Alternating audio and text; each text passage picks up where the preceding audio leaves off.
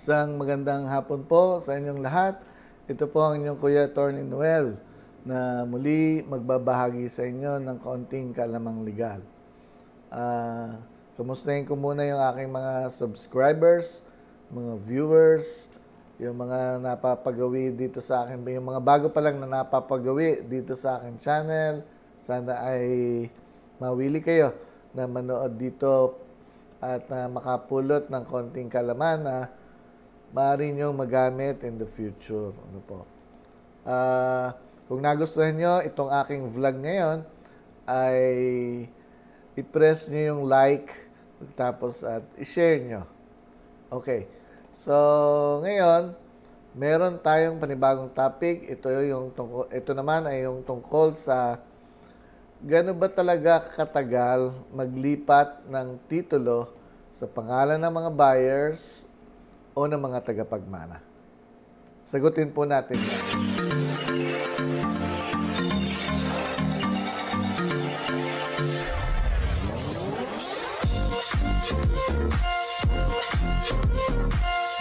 Okay, so pag-usapan po natin yan kasi marami rin sa inyo, sa ating mga kababayan, ang bumibili ng lupa at nagtatransfer ng title sa pangalan nila o kaya yung mga tagapagmana na ililipat na sa pangalan nila yung mga titulo.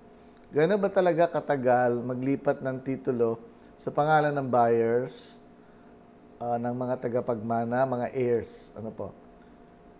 Kung tutusin, talagang yung paglilipat ng titulo, kung walang problema, it will only take around mga 2 months, 3 months, matagal na yung 4 months. Opo. Kapag walang problema ang mga dokumento, usually, ganun lang ang inaabot niyan. 2 months, 3 months, at 4 months. Kasi 1 month sa BIR. Sa assessor, minutes lang yan. Tapos sa Register of Deeds, pag minsan inaabot ng 1 month to 1.5 months, up to 2 months. Pero pag may problema, kailan ba tumatagal ang paglilipat ng titulo sa pangalan ng mga buyers at ng mga heirs o mga tagapagmana? Unang-una, kapag may problema sa tax identification number, yung TIN. Kung hindi pa updated ang TIN, halimbawa, married ka na ngayon, single pa yung TIN mo, ayun, kailangan mo pang pumunta sa BIR para i-update ang tax identification number mo.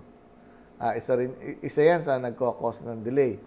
Kailangan i-present mo doon yung marriage contract o certificate of marriage para ma-update yung status mo. Maging married na rin. Okay. Pangalawang problema dyan, yung walang mga TIN. Hindi pa nakakuha ng TIN sa, in their life. Ibig sabihin hindi pa nakapagtrabaho, hindi naman nakakuha ng mga ganitong requirements. So, wala silang TIN. So, yan, ikukuha pa. Hinahanapan ng BIR ng Certificate of Live Birth, PSA copy. Ngayon, kung wala pang PSA copy ng live birth, kukuha ka pa rin. Hindi mo naman yan makukuha ng 1 araw, 2 araw.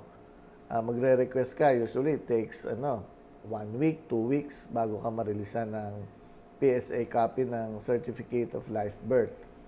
Okay, so itong mga requirements na ito nakakapagpabagal ng pagtatransfer ng title sa pangalan ng buyers at ng mga heirs, sapagkat kailangan ito sa pagpoproseso ng transfer. Okay. Now, marami rin kasing mga documents ang kinukuha pa bago maglipat ng titulo sa pangalan ng buyers at heirs. Yung mga certified true copy ng title, yung tax declaration, dapat updated yan. Isi-secure yan ng kung sino man ang naglalakad sa inyo ng titulo ninyo para mai-transfer sa pangalan ninyo. Okay. So, ngayon, ang isa pang kadahilanan bakit masyadong nade-delay ang paglilipat ng titulo yung mali-mali ang deed of absolute sale. Yung entrada dito, yung entries. pati yung extrajudicial settlement of estate with or without sale. Ano po? Mali yung hindi, ibig sabihin, kulang-kulang. Walang citizenship. Hindi na ilalagay yung Filipino citizen o former Filipino citizen kung siya ay yung citizen of another country na. Pag minsan nakakalimutan yung civil status, married to. Nakakalimutan po 'yan. Isa yan sa mga common mistakes. Pagkatapos doon sa technical description sa pagta-type ng technical description sa deed of sale. Yung technical description ng titulo, meron din mga mali. Okay, so kapag yan ay na-commit sa preparation ng deed of absolute sale o ng EJS, pabalik-balik yan. Ibabalik yan ng BIR, ibabalik ng Register of Deeds para i-correct. Marami pang ipapagawa sa yung buyer. Ano po? Okay, isa yan sa mga kadahilanan. Isa pa, additional, yung halimbawa ay kapag ang lupa ay agricultural land, yung nabili nating lupa ay classified as agricultural land, kailangan niya ng dark clearance. Bukod sa BIR, ordinarily kasi, pag yung residential, commercial, or industrial ang lupa, dumadaan lang sa BIR muna, and then assessor, and then register of deeds. Ngayon, kapag agricultural ang lupa, classified as agricultural, nire-require ng register of deeds na dumaan muna sa DAR, yung provincial DAR, at para makakuha ng tinatawag na dark clearance na ina-allow yung pagbenta ng lupang agrikultura. Opo. Pagdating sa DAR, it takes also at least a month or more para makasecure ng DAR clearance. Ano po? So, yan. Additional time na naman yan. Additional 1 month na naman yon para sa sa delay, cost ng delay ng transfer of title. Okay. Ang isa pang problema diyan yung mga sa subdivision, yung mga developers pag minsan hindi agad na ibibigay ang titulo sa lot owner. Kasi pag minsan pinagsasabay-sabay nila yung transfer of title niyan. Kaya medyo na-delay. Hindi pwedeng nakabayad na yung isa, titituluhan agad yung lote niya, yung siya lang, Usually po yan, collective ang ginagawa nila. Ibig sabihin, maramihan. Kaya pag minsan, nade-delay ang pagbibigay nila ng titulo sa mga lot owners. Okay. So, ano pa?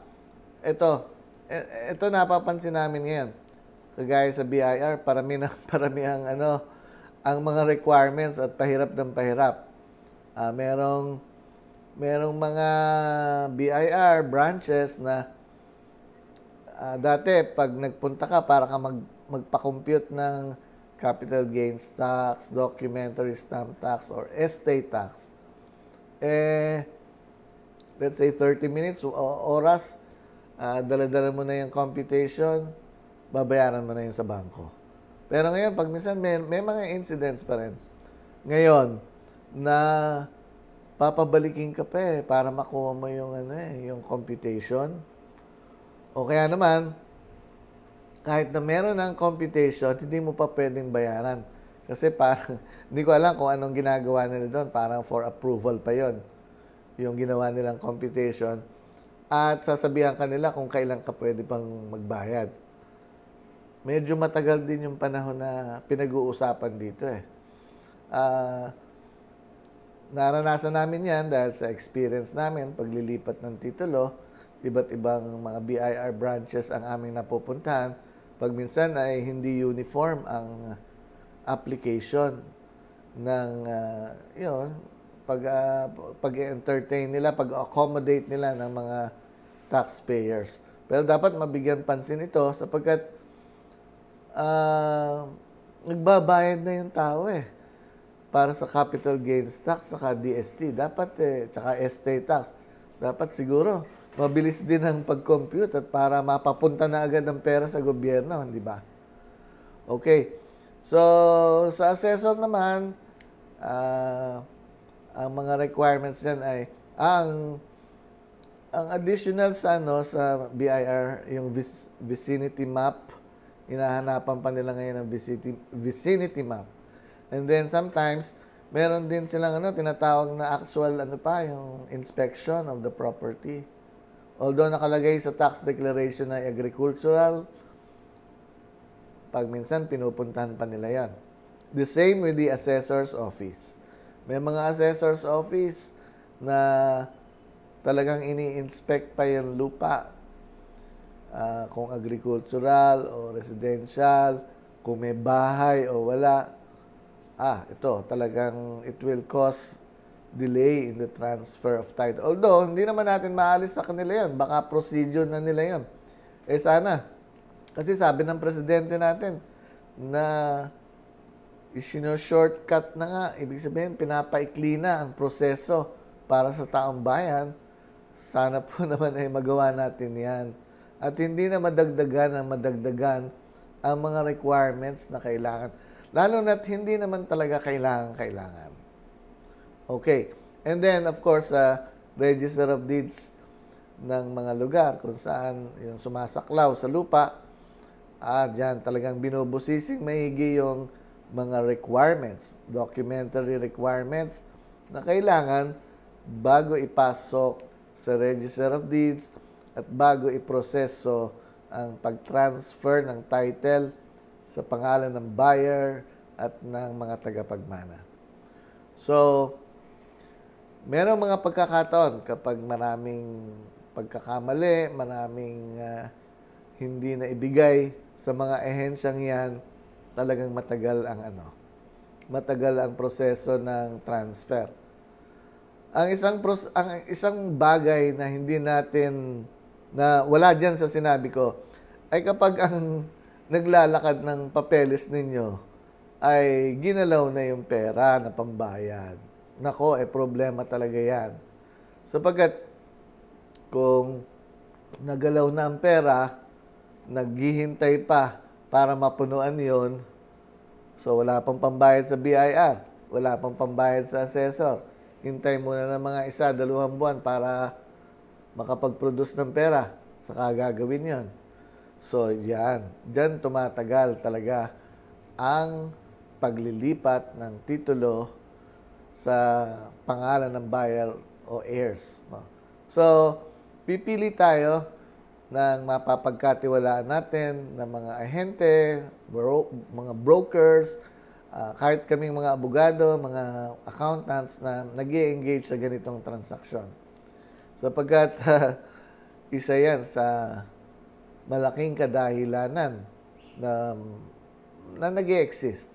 Bakit nade-delay ang paglilipat ng titulo sa pangalan ng buyer, heirs, sapagkat wala pa yung pera. Pinapaikot pa. Ibig sabihin, naghihintay na magkapera muli para maituloy-tuloy yung proseso. Okay. So, sana mamili kayo ng mga mapapagkatiwalaan yung brokers, agent. Marami naman talaga ang nagpo-proseso niyan at marami naman ang mga mahuhusay diyan. Pero meron pa rin mga nahahaluan pa rin tayo ng mga taong mas marami yung gastos. Kaya nagagalaw nila ang pera. Okay. So, sana po ay meron kayong nakuha ngayong araw nito dito sa aking vlog at sana ay magamit niyo ito sa future pag kayo ay napapunta na o nagkaroon ng ganitong mga transaction. So, hanggang dito na lamang po. Marami pong salamat sa inyong lahat at magkita-kita tayong muli sa susunod kong vlog. Thank you!